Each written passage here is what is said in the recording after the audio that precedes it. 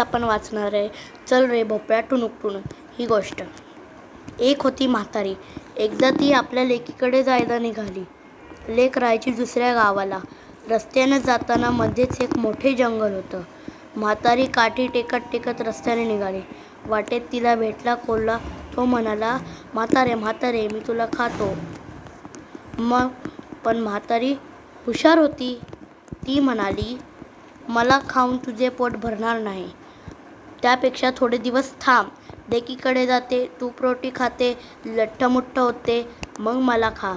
कोल्ह्याला म्हातारीचे म्हणणे पटले. म्हातारी पुढे निघाली.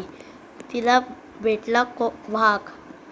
तो म्हणाला, म्हातारे म्हातारे मी तुला खातो. त्याने डरकाळी फोडली. म्हातारी त्याला म्हणाली, मला खाऊन तुझे पोट भरणार नाही. त्यापेक्षा थोडे दिवस थांब.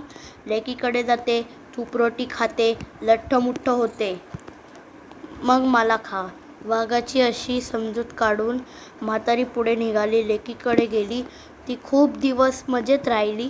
खाऊन पिऊन लठ्ठमुठ्ठ झाली. थोडे दिवसांनी तिला वाटले की आपण आपल्या घरी जावे. तेव्हा तिला आठवले की कोल्हा आणि वाघ आपल्याला खाणार आहे. तिला हे सर्व आपल्या लेकीला सांगितले. मग लेकीने तिला जादूचा भोपळा दिला. आपल्या घरी परत येताना तिने एक मोठा लाल भोपळा घेतला. त्यात बसून ती भोपळ्याला म्हणाली, चल रे भोपळ्या टुणूक टुणूक. भोपळा रस्त्याने निघाला.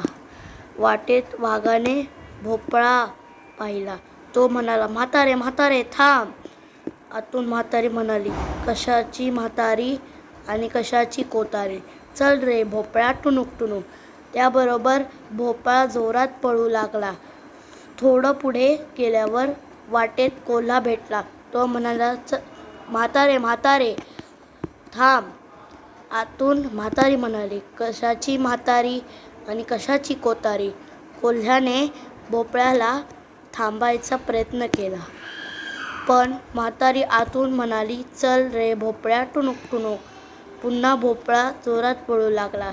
अशी होती म्हातारी हुशार. कोल्हा आणि वाघाच्या तावडीत ती काही सापडली नाही. भोपळ्यात बसून ती खुशरूप आपल्या घरी पोचली. तात्पर्य, शक्तीपेक्षा युक्ती श्रेष्ठ.